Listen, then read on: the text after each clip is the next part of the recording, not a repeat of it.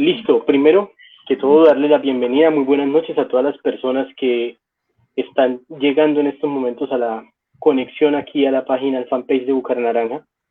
Queremos compartirles hoy una charla amena con dos personas espectaculares que saben muchísimo de este tema de reputación digital, que además son muy buenos amigos y que son personas que conocí, tuve la oportunidad de conocer hace un año en el Socorro, y dije yo no, de aquí en adelante tengo que aprenderles mucho y hoy es la oportunidad para que todos aprendamos. Víctor Solano, Mauricio Jaramillo, muy buenas noches. Socorro, Santander, Bogotá, Girón, 3 ciudades diferentes conectadas hoy al tiempo gracias a las tecnologías. ¿Cómo están? Adelante, Mauricio. Muy bien, don Vladimir, muchas gracias por la invitación. Sí, nos conocimos hace un año en Digital Transforma Socorro 2019 y bueno, ahí quedamos en contacto, aprendiendo siempre contactados en las redes y bueno, que hoy sea una oportunidad para aprender, compartir y ojalá también interactuar con su audiencia, Vladimir. Claro, para que podamos aprender mucho y podamos, igualmente esto va a quedar grabado, va a quedar obviamente publicado en YouTube, en la página de Facebook y también en YouTube vamos a publicar estos en vivos que estamos haciendo. Víctor, buenas noches. Buenas noches, Vladimir, a Mauricio también. Pues un honor, como siempre, para mí recibir estas invitaciones y también con la mejor disposición de aprender mucho de ustedes dos. Súper. Qué rico, me alegra mucho, me alegra poder de verdad compartir con ustedes este tema del que hoy nos vamos a hablar, que estos envíos surgen gracias, pues voy a contarles un poco, estos envíos ya venían en planes, pero gracias a los sucesos recientes de lo que hemos vivido en las redes sociales, de lo que hemos vivido en temas de comunicación de marcas, de los eventos que han sucedido aquí en Santander, en Bogotá, lo que pasó con un gerente de una empresa, que no la voy a mencionar ahorita, que escribió algo en su Twitter, y eso le explotó a su marca. Dijimos, oiga, tenemos que empezar a hablar de eso a todas las marcas, empresas y emprendedores, de manejo de crisis, de reputación, de todas las cosas que tenemos que tener presentes. Voy a acotar una frase para iniciar la conversación. Hace 8 días, la semana pasada en el en vivo, una de las panelistas dijo una frase y la voy a parafrasear, que diga en tu biografía, lo que yo escribo no representa mi marca, no quiere decir que te salves de lo que tú estás haciendo para lo que tú estás diciendo y cómo eso puede afectar a tu marca. Por eso, con esa frase quiero empezar para hacerles una pregunta. Bueno, ¿qué es eso de la reputación digital? ¿A dónde lo tenemos que llevar? Muy bien, le doy paso a Víctor para que arranque. Gracias, Mauricio.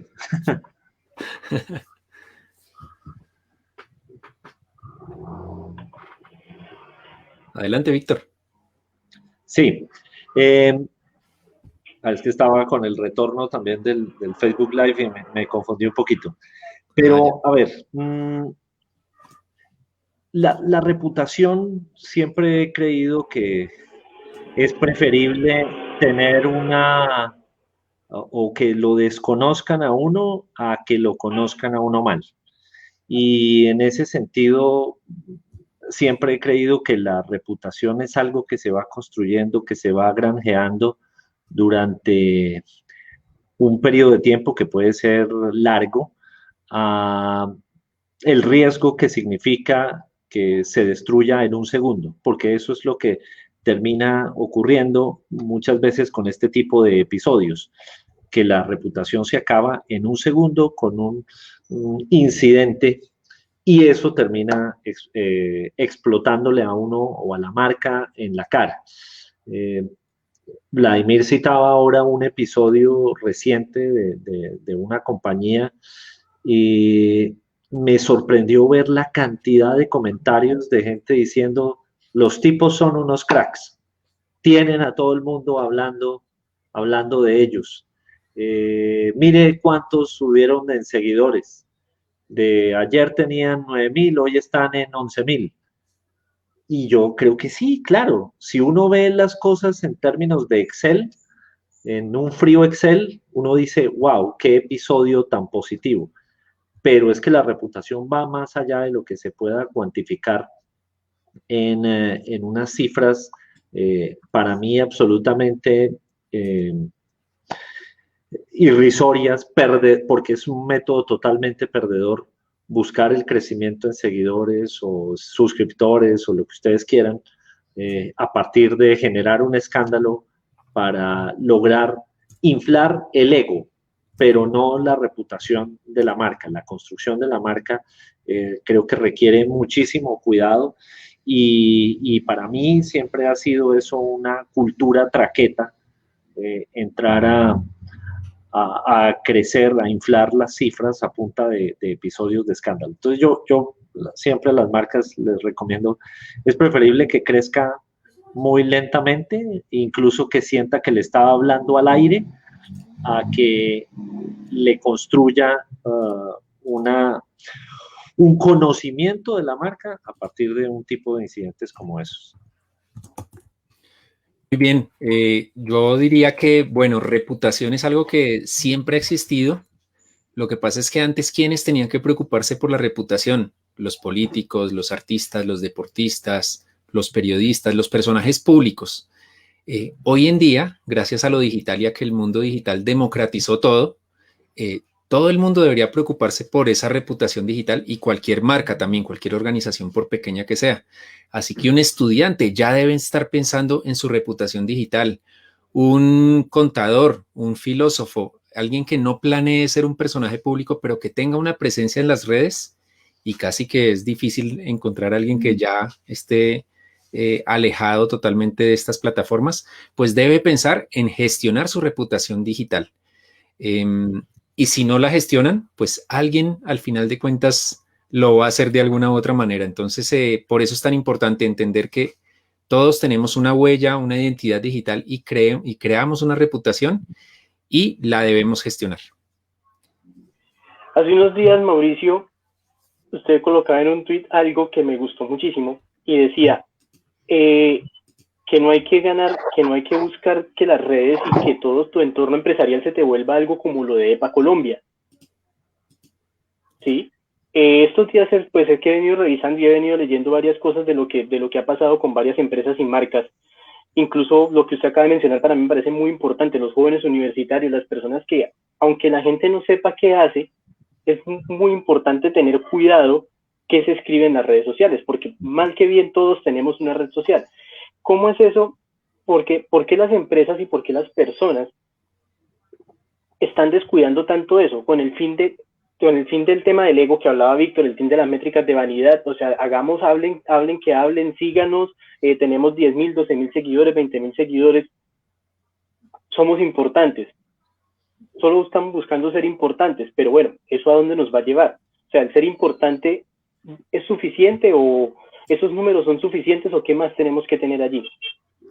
Creo que más allá de la palabra importancia es tener unas cifras con un alcance y entre comillas una viralidad. El término siempre lo uso entre comillas porque puede ser discutible, pero es una apuesta que muchos hacen y yo no estaría tan seguro como Víctor de que siempre es una condena al fracaso. Lo que sí sé es que la persona que apuesta por eso o la empresa que apuesta por eso tiene que ser consciente de que es una apuesta en la que puede perder, en la que no es de largo aliento, es decir, no es sostenible.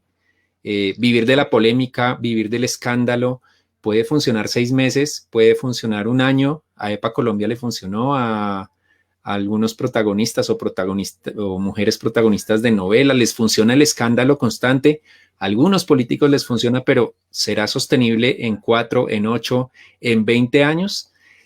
Así que quien apueste por eso, por el escándalo, por lo viral, por lo polémico, tiene que ser consciente de que hay riesgos y de que lo más probable es que no le vaya bien, pero yo no estaría tan seguro de que siempre sea garantizado el fracaso.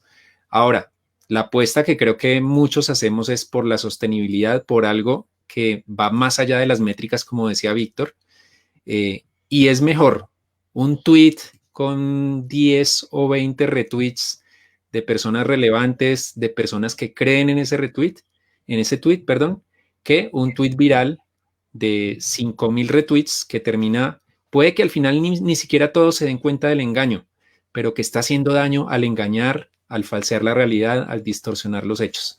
Entonces, esa es la apuesta que cada uno debe hacer conscientemente. Lo importante es ser conscientes de que lo viral, de que el escándalo puede funcionar en el corto plazo, pero muy probablemente, no es seguro, pero muy probablemente sea una condena al fracaso en el largo plazo. Sí, y yo ahí quisiera agregar que para mí sí es un tema de fracaso cuando se traiciona la ética, porque cuando se hace, y estoy de acuerdo con Mauricio, es una apuesta que muchas veces hacen las marcas o las Ujú. personas alrededor de eso, pero puedo estar siendo más papista que el Papa, pero sí creo que cuando se hace una traición a la ética de manera deliberada, consciente, ya se está perdiendo. Y sí, coincido también en que en el corto plazo se pueden ver resultados que pueden decir, si ve, lo hicimos bien, pasamos de 2.000 a 4.000 seguidores en cuestión de unas horas. Si ve, hoy todo el mundo está hablando de nosotros. Pero esos resultados en el corto plazo no necesariamente son los mejores resultados. Se complace a la aritmética, pero se traiciona a la ética. Ahora, entrando un poco más en materia, ya definiendo el concepto como lo que tenemos claro y lo que nosotros creemos del tema de reputación digital, ¿qué debemos hacer? ¿A qué voy con esto? O sea, ¿qué elementos debemos tener en cuenta, digamos, los emprendedores, las empresas, la marca personal, la marca personal? Y en eso voy a ser muy enfático porque es algo que descuidamos constantemente y es lo que nosotros somos, porque puede ser que Víctor Solano, Mauricio Jaramillo, como personas, hagan algo, pero si uno se pone a darse cuenta, todo lo que está alrededor puede fallar. ¿Qué elementos deben tener en cuenta las personas, las marcas, para poder definir su estrategia, llamémosla, o su reputación digital? Comienza, profesor. Bueno, está bien. Hoy me está mandando el agua. Queridos espectadores, esto es muy común en Mauricio, pero bueno, estamos aquí entre amigos y lo vamos a absolver. Yo creo que tomo precisamente, cito a Mauricio, qué importante es ser consciente de las apuestas que se hacen. Y en eso voy a que hay un principio rector y es estar en redes sociales es algo que puede desde la mecánica ser muy rápido, muy ágil, se puede dar en cuestión de literalmente segundos, se puede abrir un perfil en cuestión de segundos, pero el trabajo antes de concebir el qué quiero con esa presencia en las redes sociales o en el entorno digital para ser un poquito más amplio, el qué quiero lograr, a quién le quiero llegar, cuál es mi voz en este entorno digital. Todo eso requiere un trabajo previo de planificación estratégica. Y en ese sentido, para mí es la recomendación rectora.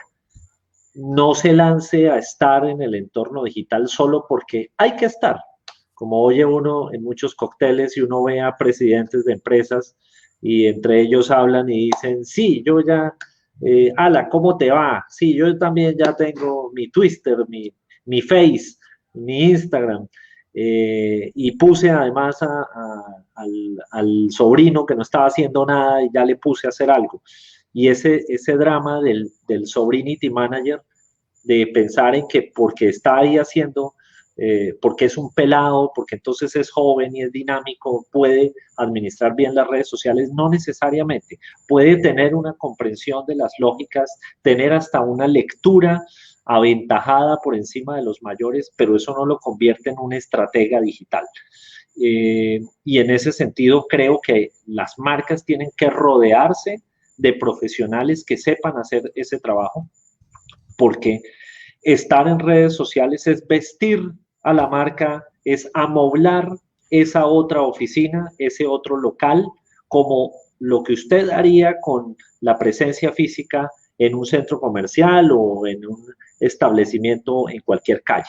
Hay que amoblarla de buenas prácticas, buenos contenidos, un buen sentido de servicio al cliente y pues en esa medida, si todo es planificado, no se evitan los riesgos, pero se atenúan las posibilidades de caer en una crisis o de cometer errores.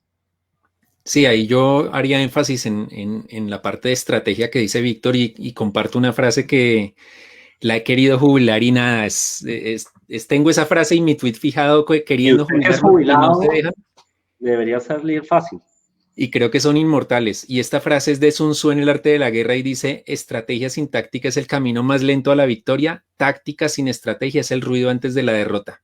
¿Qué significa eso? Que si nos ponemos a hacer mil cosas como emprendedores, como empresarios, como políticos, como estudiantes, como profesionales, solo porque hay que estar, como decía Víctor, lo más seguro es que llegue la derrota. El ruido antes de la derrota es todo lo que hagamos, todo el tiempo perdido puede ser, o podemos hacer algo contraproducente por no tener un plan. Entonces, es clave tener una estrategia. Obviamente la estrategia tiene que ponerse en acción y tiene que ejecutarse, pero estrategia es fundamental y ahí, pues clarísimo, refuerzo lo que dice Víctor, hay que tener claro qué se quiere y ahí sumaría simplemente elementos de la estrategia, los objetivos, qué quiero lograr, a quiénes quiero llegar, porque probablemente en el mundo digital no necesitamos llegar a todo el mundo, necesitamos llegar a 2, 3 o 5 audiencias y cómo me voy a caracterizar o cuál va a ser mi tipo de presencia. Voy a ser una marca optimista, voy a ser una marca crítica, voy a ser una marca que se centra en sus productos y sus servicios y en la excelencia de ellos, o voy a ser un profesional que se caracteriza por la seriedad de sus aportes o por meterle humor incluso a temas difíciles. Todo vale, pero tiene que ser algo que no necesariamente esté en un documento escrito complejo, pero sí que esté claramente dentro de un plan. Perfecto. Me gusta la palabra plan, me gusta el tema de planeación, pero hay algo que también me gusta mucho y quiero resaltar, es la forma como hablan las marcas. No sé si a ustedes les ha pasado, pero acá en Santander lo he notado mucho con varios emprendimientos y empresas. Muchas veces las marcas hablan como habla su dueño, como hablamos los santanderianos, que aquí hablamos un poco fuerte. Y uno se da cuenta con las marcas y uno dice, bueno, ¿qué está pasando? No sé si pasa a nivel nacional, no me he puesto a hacer la tarea de Stalker a nivel nacional a revisar de pronto con otras marcas, pero respecto a eso, ¿ustedes qué opinan? O sea, ¿la marca debe permanecer hablando de la misma forma como hablamos en la región, de la misma forma como hablan sus dueños, o debemos tener un poco algo más claro para comunicarle a las personas? Un ejemplo concreto es una marca aquí en Bucaramanga, que me encanta lo que hace.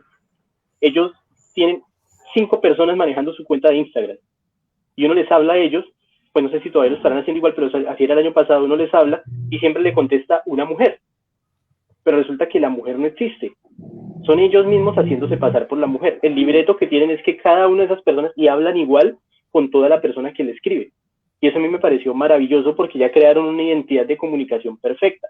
Entonces, no sé ustedes qué opinen al respecto de eso. Me adelanto para que no digan que siempre echo al agua a Víctor, pero creo que hay algo interesante y es que estamos hablando ya desde hace 20 años, un poco más de marca personal, pero también debemos hablar de humanizar las marcas, así como las personas toman esos atributos de las marcas para crear la marca personal, también las empresas deben humanizarse, así que tener el toque personal no es un pecado y al contrario es una recomendación hoy en día que las marcas sean más cercanas, más empáticas, que dialoguen con la gente. Antes de Internet, las marcas eran como cualquier generador de opinión o de información, arriba, simplemente lanzando sus mensajes, cómprenme, conózcanme, síganme, etcétera. En el mundo digital, ese es un desafío, humanizarse, estar cerca de la gente, hablar con la gente. Así que lo que hizo esa empresa bumanguesa creo que es un acierto. Obviamente eso representa retos, pero bien hecho es un éxito. A veces será bueno que hable como el dueño, a veces será bueno crear una especie de personaje y así como en el mundo del marketing se habla del buyer persona o del comprador prototipo, también hay que crear el personaje que es el tono de la marca, cómo habla, tutea, ustedea, y ese es un reto. Por ejemplo, en Impacto TIC nos debatimos y todavía a veces como que se nos cruzan algunas formas de trato a nuestra audiencia, pero es un desafío. Así que sí es bueno buscar esa humanización de la marca.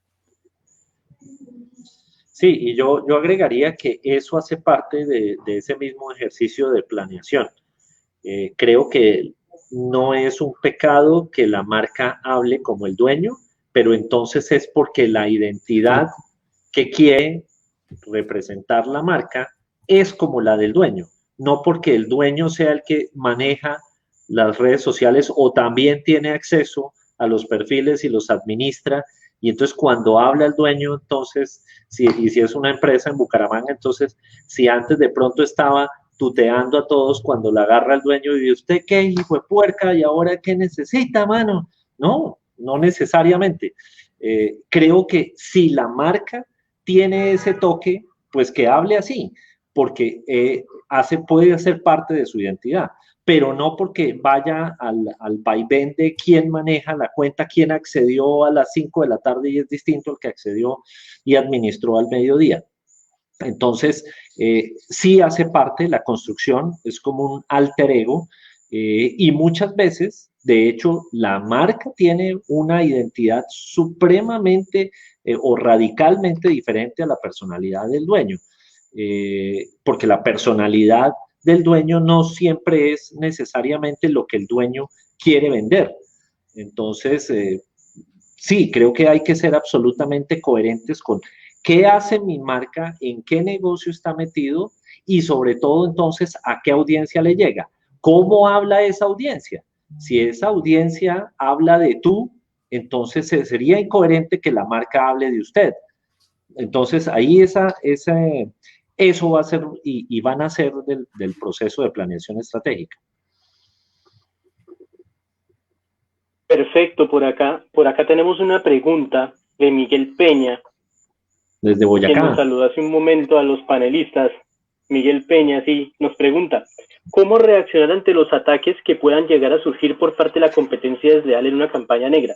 ¿Es mejor ignorar o responder? Interesante. Interesante. Complejo. Creo que no debemos ser reactivos. Es decir, y Víctor lo mencionaba al comienzo, dentro de esa planeación, dentro de esa estrategia, tiene que haber un componente de crisis o de comunicación de crisis. Y ahí debemos, en cualquier tipo de organización, obviamente hay unas que tienen más posibilidades de crisis, otras menos, pero estar preparados para cualquier eventualidad, cualquier ataque, cualquier error propio real, no solo una campaña negra, sino errores propios, y cómo reaccionar ya rápidamente, pero no porque veamos a ver qué hacemos para sortear esto, sino porque está como parte del plan. Y en un caso de competencia desleal, es difícil, hay que analizarlo porque cada caso es distinto, pero diría que no hay que entrar en el terreno ni de devolver golpes, ni de hacerlo tan público, a menos que ya haya pruebas suficientes para hacer ya un proceso, incluso con la ley, pero no me desgastaría generando una guerra en las redes. No sé, Víctor, qué diga. Muy similar a lo que plantea Mauricio. Muchas veces estas campañas están orquestadas para que el community manager se salga de su ropa y conteste como él, pero con el uniforme de la marca. Y ahí es donde el troll obtiene su trofeo. Mire cómo me contestó la marca, mire cómo atiende a la gente, mire cómo maltrata a los consumidores. Entonces, primero, obviamente, no entrar en caliente. Una de las cosas antes de entrar a responder siempre será hacer clic en el perfil y ver quién es, ver qué tipo de conversaciones ha sostenido también en el pasado, cuál es la tipología de este personaje que está haciendo para también entrar a entender. En esto creo que no se trata de dar el clic más rápido del oeste, sino en entender a quién está teniendo una interlocución con la marca. Entonces, pues a los ataques creo que hay que entrar a mirar. Si los ataques, ojo, no todo comentario negativo es un ataque. Hay que entrar a ver, a analizar qué responsabilidad tengo yo como marca frente a lo que me están diciendo. Si en efecto además es real, pero sencillamente me incomoda evidentemente tendrá que haber una respuesta.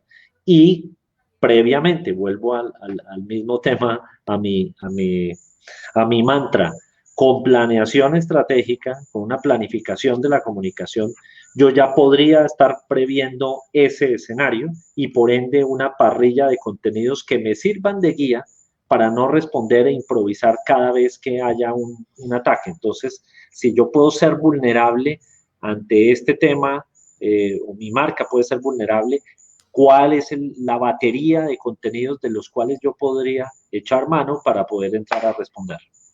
Ahí agregaría algo, y es que en esa planeación de la comunicación, planeación estratégica, como bien dice Víctor, en ese apartado de comunicación de crisis, casi que hay que hacer lo contrario de lo que hacemos los optimistas. Hay que pensar lo peor para poder reaccionar si llega a suceder. Ojalá no suceda, obviamente. Y como la comunicación no es alejada de todas las operaciones de la organización, de la empresa, pues hay que tener en cuenta qué puede pasar dentro de toda la organización que afecte y que pueda llegar a afectar la reputación o generar un ataque, una crítica o incluso una campaña negra. Entonces, por decir algo, en una pizzería, ¿qué puede pasar? Que un domicilio se demore 2 horas, que un domicilio no llegue, que el domiciliario se accidente y haga una publicación diciendo me accidenté y la pizzería no respondió, por decir algo, pero también puede pasar que la pizza salga con un insecto, que la pizza salga fea simplemente y la gente tuitee que todas esas cosas, así la pizzería sea la mejor de la ciudad y fue coincidencia, no estaba pensando en la del escándalo aquel. Hay que pensar lo peor porque puede pasar. En esos casos, ¿qué hacer? ¿Cómo compensar al cliente? ¿Cómo comunicarlo? ¿Cómo presentar las disculpas? Hay que presentar las disculpas. Todo eso hay que planearlo. ¿Para qué? Para que si llega a pasar, no, en el momento de crisis no estén los dueños o el dueño pensando qué hago, qué se me ocurre, sino que ya haya un protocolo mucho más sencillo de seguir y con mayores posibilidades de reducir o de suavizar ese momento crítico. Y yo agregaría, Vladimir, si me permite, y nos emocionamos con la crisis. A lo que está mencionando Mauricio, es que eso le puede pasar, una crisis le puede pasar a una empresa de cualquier tamaño y en cualquier geografía. Eso le puede pasar a una compañía en Nueva York, en Kuala Lumpur, en Londres, en Bogotá o en Manhattan. Oh, perfecto. Y es que justamente eso que ustedes estaban hablando, eso que ustedes estaban mencionando ahorita me hizo acordar de algo, y es el famoso efecto dominó. O sea, como lo que pasó con la marca que les mencionaba al principio. Nadie sabía que esa persona era el dueño o era un accionista, no recuerdo bien, de la marca. Hizo un comentario totalmente desafortunado, porque yo cuando leí el comentario dije, wow, listo, no importa. Pero hombre, acabas de causar un efecto dominó en el cual te apareció gente al lado diciéndote, mira, es que lo que tú me robaste a mí esto, tú me quedaste mal con esto, tu marca hizo mal esto, tu marca hizo mal lo otro. ¿Cómo enfrentan las marcas? O sea, ¿cómo ven ustedes ese efecto dominó? ¿Cómo eso se puede, no si se puede traer más pequeño para evitar que se vuelva una bomba de tiempo? O cómo ya definitivamente decir, bueno, dejemos que esto fluya porque ya no tenemos nada que hacer.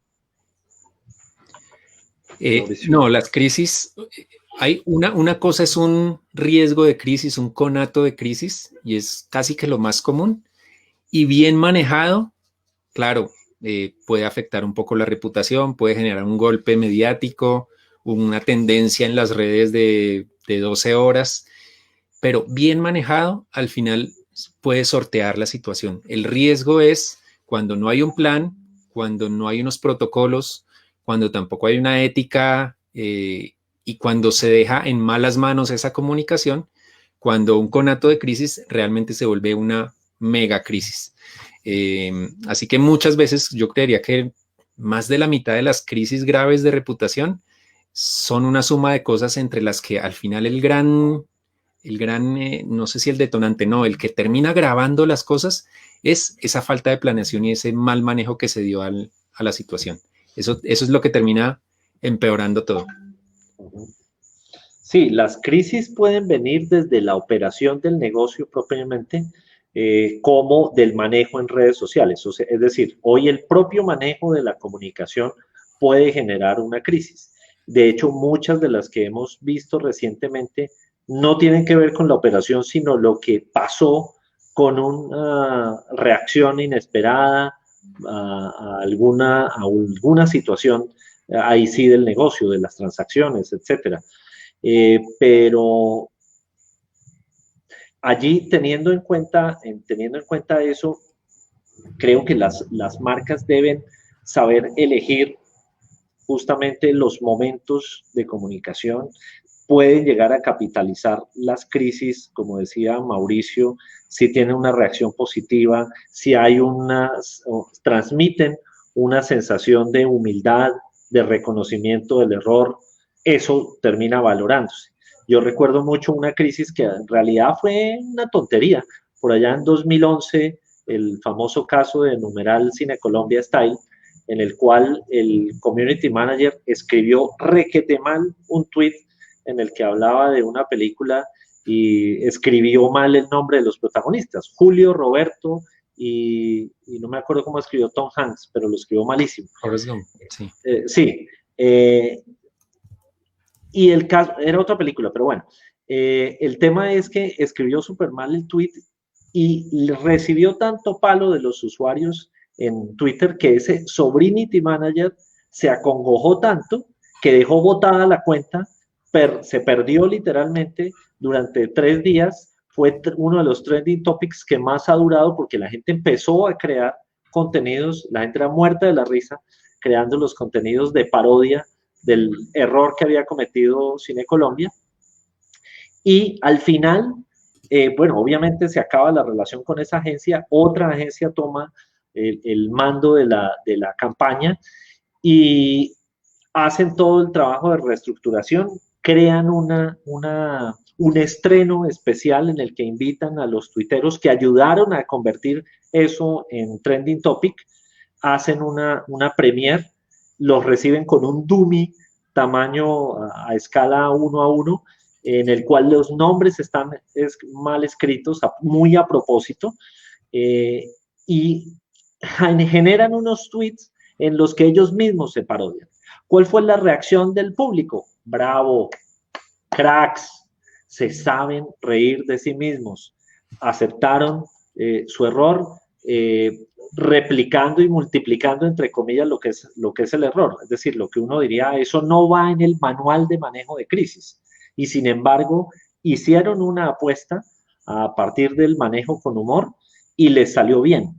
Entonces, creo que las crisis se resuelven también con creatividad, con un análisis muy bien de las audiencias, de cómo actuaron y cómo podrían entrar a reaccionar, y de esa manera creo que eso debe estar también otra vez en el ejercicio de planificación anterior de la estrategia. Larry Crone es la película. Perfecto. Ustedes han... Julia Roberto Johans, pero fue un éxito. Sí, esa terminó bien, esa historia. Sí. De por sí esa historia terminó muy bien. Pero bueno, hablando de un tema que ustedes han mencionado mucho durante toda esta charla, ustedes han hablado mucho de la ética. La ética. Yo tengo una pregunta allí. ¿Cómo hacen las empresas? O sea, ¿cómo comunicar? Ustedes son comunicadores, son muy buenos en ese tema. O sea, para el tema de comunicación se los dejo a ustedes. Pero dicen, hablemos de ética. Pero la ética, ¿qué? La ética del dueño de la empresa, la ética de la marca, porque eso creo que es algo muy diferente, la ética corporativa a la ética personal. O sea, creo que van por caminos, no por caminos diferentes, pero sí tienen un peso totalmente diferente, y es cómo yo escalo eso dentro de los miembros de mi empresa, dentro de los miembros de mi emprendimiento, dentro de las personas que me ayudan para que no vayan y la embarren. Sí, ahí diría, no soy experto en temas empresariales, pero en un emprendimiento, en una microempresa, casi que deberían ser paralelas. Es decir, un dueño no puede decir soy ético, soy íntegro, pero evado impuestos. O no robaría un peso a nadie, pero con mi empresa, pues al que se descuida le dejo de pagar le descuento cosas que no le deberías contar en los pagos o cosas así.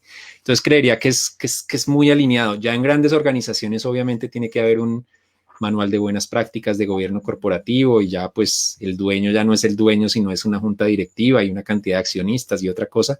Pero creería que en emprendimientos arranca siendo la ética del emprendedor. Si el emprendedor es deshonesto, ¿cómo podemos esperar que su empresa sea íntegra en la compra de materiales, en la fabricación, en el pago de impuestos, etcétera? Me cuesta pensar que puedan estar desalineados. Sí, a ver, yo siento que si bien es cierto que uno debe taxonómicamente separar la ética de la empresa de la ética del propietario, del director, eso responde a un tema de alcances, por ejemplo, ante la legalidad. Es decir, una cosa son las actuaciones del individuo y otra las de la sociedad, cualquiera que sea su configuración, sociedad anónima, una SAS, etcétera, una ONG, en fin. Pero la alineación, como dice Mauricio, no pueden ir en contravía, no puede irse una por este ladito esta por este otro lado. Tienen que estar justamente muy alineados. Es difícil esperar buenas actuaciones éticas de una organización si su cabeza piensa otra cosa, si actúa de una manera muy diferente.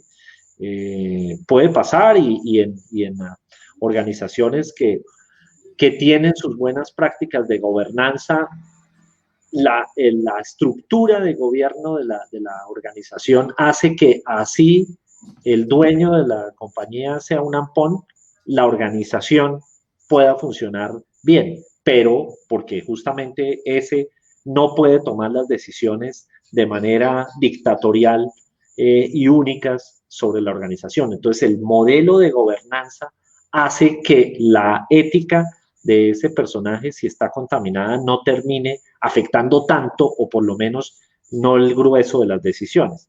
Pero en principio sí, a mí me parece muy difícil que puedan ser divergentes ambas éticas. Para ir llegando un poco a darle una conclusión a todo este tema, yo les quería hacer una pregunta. Ustedes ya llevan 20 años, casi, no sé, creo que son un poquito más. Mauricio, como en este tema 60. del mundo digital. Creo que son un poquito más en este tema del mundo digital, sí. ¿Ustedes cómo han visto la evolución de las marcas en la adaptación al mundo digital? ¿A qué voy con esto? A cómo las marcas han venido cambiando con el tiempo. ¿Sí? Primero. Y segundo, para que me la respondan así en el mismo punto, es algún tema también ya más enfocado a algo de ustedes. ¿Cómo han hecho ustedes para construir su marca?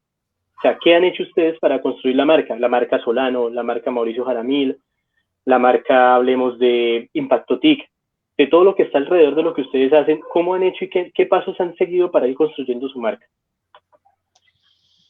Bueno, pues no sé, empecemos por la de la marca primero.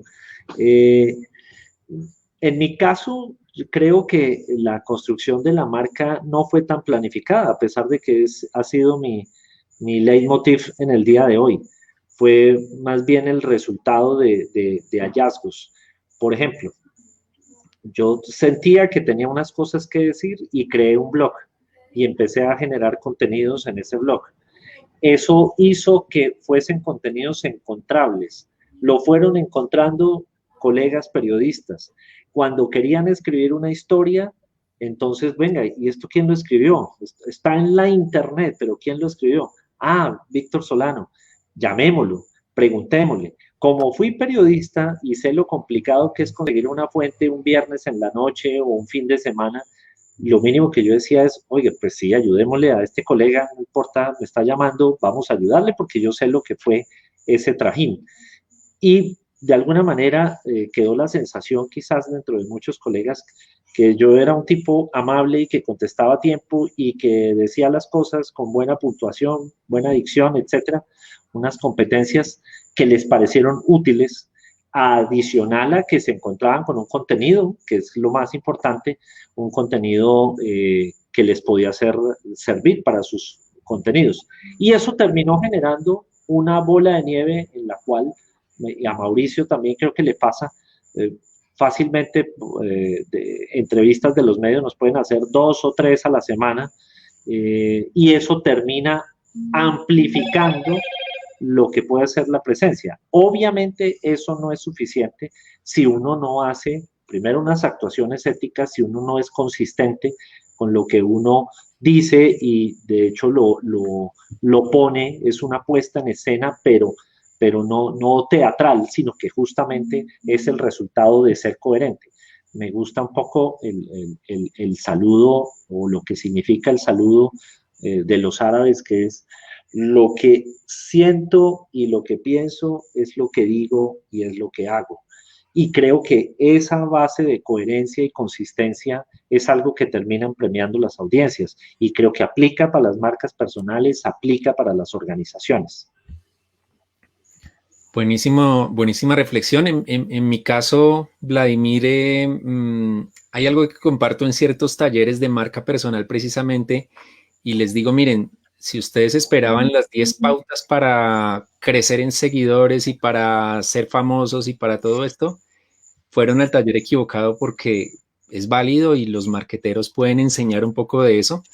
Mi mensaje siempre es que su marca sea un reflejo fiel de quién es usted. Claro, hay un artista tiene que inventarse su personaje más allá de exactamente quién es, y es entendible, pero en general la marca que uno construye tiene que reflejar quién es, los valores, de qué es capaz. Es decir, muchas veces se dice que usted sea el primero que aparezca en LinkedIn, no importa que usted no sepa hacer eso. No, tiene que reflejar de qué somos capaces, qué nos apasiona, qué nos gusta, cuáles son nuestros valores, incluso qué puntos débiles podemos tener. Eso es lo que yo trato de compartir, y de alguna manera también, como decía Víctor, pues no fue construcción de estrategia, tal vez eso yo lo aprendí años después de haber empezado en las redes sociales, pero es más o menos lo que intento, unos 3, 4 valores clave que siempre trato de que sean evidentes sin decirlos, y a partir de ahí, pues ser yo mismo. No hay trucos. Me regañan algunos colegas de estrategas digitales, también me dicen, pero usted, ¿por qué no tuitea cuando está en París? Es mi forma de ser, y no quiere decir que esté mal, al contrario, está muy bien publicar esas fotos que resaltan donde estábamos. De ser no sería muy natural, entonces casi que nunca salgo con una selfie con un famoso, solo cuando Víctor se toma selfies conmigo, ahí. Entonces no hay manejo perfecto porque no hay dogmas en esto, pero sí, creo que es el reflejo de lo que yo creo que de lo que soy, y creo que lo hago relativamente bien, siempre con ganas de aprender y de optimizar cosas, ¿no? Quería agregar una anécdota, y es que cuando empezábamos en este mundo de redes y de blogs por allá en 2004 más o menos, la gran mayoría de los blogueros no ponía su nombre, ponía seudónimos, ponía unos nicknames indescifrables, y yo fui uno de los que ponía mi nombre, el blog de Víctor Solano, y era muy público. Y no porque estuviese, voy a farolear y voy a que me conozcan. No, era una actitud de, si estamos en digital, justamente tratemos de combatir el anonimato, seamos responsables de lo que decimos. Es decir, lo que digo en digital lo puedo sostener al que sea, lo pongo sobre la mesa. Y ese fue un poco mi apuesta. Y no lo hacía, y no lo hacía, repito, para una construcción de marca personal, sino por una convicción ética. No sabía que años después eso se iba a ayudar a construir la marca personal. Eso es un hallazgo que vinimos haciendo con el tiempo. Mauricio también, él, por ejemplo, administraba un blog de fútbol, me acuerdo. El mejor equipo de fútbol de Colombia, del mundo y sus alrededores. Sí, a veces alcanza al Atlético Bucaramanga, el simplemente glorioso Atlético Bucaramanga, pero lo que me llamaba la atención es que, si bien Mauricio ahí usaba un alter ego, un nickname, toda su comunicación alrededor de sus reflexiones súper valiosas siempre sobre el mundo del periodismo, sobre el mundo de la tecnología, fueron poniendo el nombre. y fue claro, y también creo que no era un afán de protagonismo, sino decir, yo respondo por lo que digo. Sí, aquí nos pregunta Omar Gamboa, un saludo a Omar que nos está viendo en este momento. ¿Qué opinan de los casos en que personas crean cuentas con alter egos? Personas que no son ficticias, sino una faceta de su personalidad. Como decíamos ahora, no hay dogmas. Entonces es legítimo. Conozco un par de personas que su personaje virtual es muy distinto de su personaje físico, pero es igual de real. El mundo real y el mundo físico son, el mundo virtual y el mundo físico son reales también. Entonces, no es pecado, pero insisto, tiene que ser parte de algo sostenible. Si la persona lo creó porque realmente refleja una faceta de su personalidad y quiere que su lado virtual refleje esa faceta, está muy bien. Si es algo que se inventó por ser viral, por ganar dinero, ganar seguidores, pues al final se va a cansar, al final no es tan sostenible, pero no es un pecado, definitivamente. Ahora, muchos apostamos por ser exactamente los mismos aquí y allá, y es igualmente válido, pero sí, funciona, puede funcionar. Sí, yo totalmente de acuerdo. Yo lo único que agregaría es, hombre, si es para hacer una cosa mala, si es para hacer un ataque, pues primero, no haga esa cosa. Y segundo, si eso que pretende hacer es, usted está convencido de que es una acción legítima, entonces hágalo con el nombre. Pero digamos, pues, si yo quiero hablar de política, pero soy un servidor público, me parece legítimo que se pueda crear un alter ego para, oye, necesito exorcizar estas ideas, pero no las puedo decir. Entonces, a través de una cuenta alter ego me parece que es legítimo y repito, siempre y cuando no vaya a ser para cometer delitos ni para injuriar o calumniar a otras personas. Claro, perfecto. Bueno, yo quiero, aquí nos dice Piarenia Reaño que eso es coherencia. No sé cómo pronunciarlo muy bien, me confundo, pero bueno. Prangela. Eso es coherencia, nos dice ella. Y eso es algo muy importante, ¿no? O sea, ustedes lo han mencionado también, todo ese rato, lo importante es la coherencia, cómo se maneje tanto la marca personal como la marca empresarial, cómo comunicamos y cómo decimos cosas. Ya para terminar, para irnos despidiendo, les quiero pedir un favor. Regálenme un top 3 de cosas que deben hacer las marcas mientras que no tienen, o sea, no tienen alguien que, no pueden contratar a alguien para que les maneje todo este tema de reputación digital, no pueden contratar a alguien para que, no tienen los recursos, mejor dicho, ¿qué deben hacer ellas para, están empezando, qué deben hacer ellas para poder empezar a cuidar su imagen de marca desde el principio? 3 cosas que deban hacer. Bueno, yo diría que lo primero es entrar a husmear cómo está el entorno digital.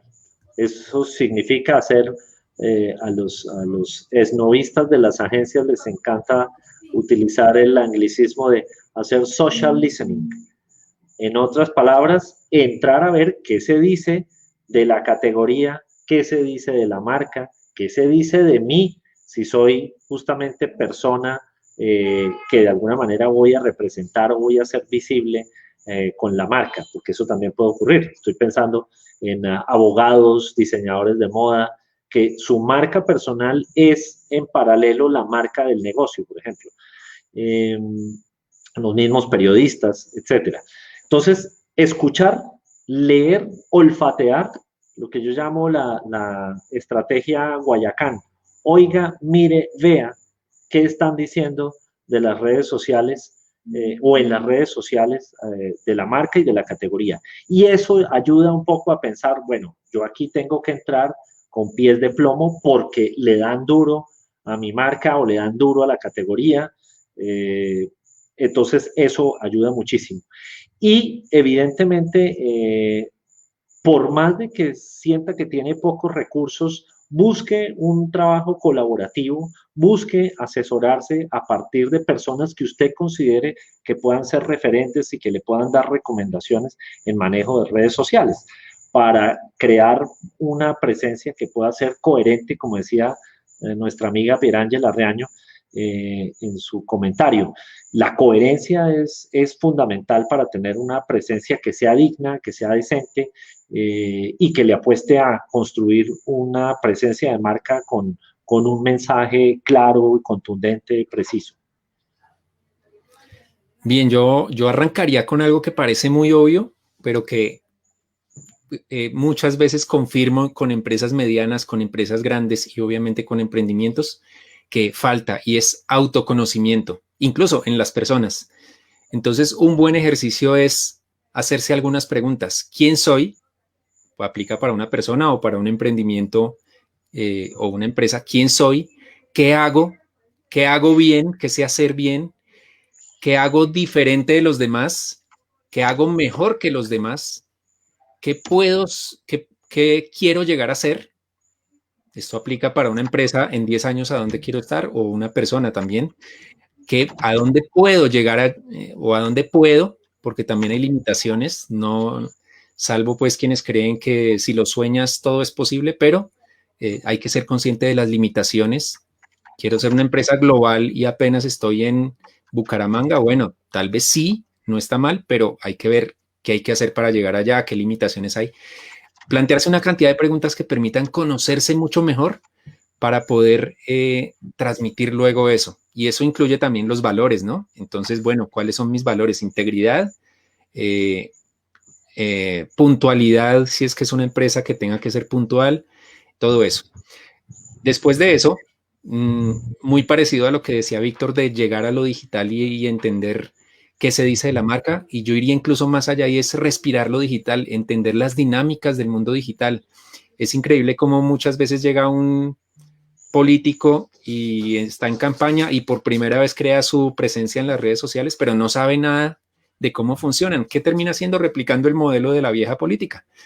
Entonces, respirar lo digital, entender qué se dice, cómo se dice, cuáles son las plataformas, qué son los memes, cómo reaccionar ante un troll, todo eso, que hay cursos de 3 días para salir community manager, pero que en realidad no se aprende en 3 días. Y tercero, ahí sí, no es lo primero, pero está ahí en los primeros, crear la estrategia, objetivos, audiencias, que las audiencias no son solo los clientes, mensajes fundamentales, mensajes clave. Y ahí ya, entonces dentro de la estrategia, bueno, ¿a dónde voy a empezar? Voy a empezar con una cuenta de Twitter, voy a empezar en Facebook, o me voy a esperar un poquito hasta dominar esos primeros puntos. Yo diría que ese es como el comienzo. Y sí, se puede gestionar, conseguir un recurso para tener a alguien que apoye y ayude a que esto fluya mucho mejor, como decía Víctor, pues fabuloso. No hay que ver esto como un gasto, y ese es tal vez un mensaje importante. La comunicación no debe llegar cuando tocó, debería estar casi que en el comienzo de cualquier emprendimiento, y en la medida en que esté en el comienzo va a ayudarle a ese emprendimiento a evolucionar, a crecer, a darse a conocer y a lograr sus objetivos. Mauricio, Víctor, muchísimas gracias. Ya con esto creo que vamos terminando para cerrar esta sesión del día de hoy. De verdad les quiero agradecer mucho porque les aprendí bastante. Aprendí muchísimo. Aquí estaba entre tomando apuntes, escuchándolos, leyendo lo que estaban diciendo las personas en los comentarios. ¿Estaba tomando? ¿Cómo? Apuntes.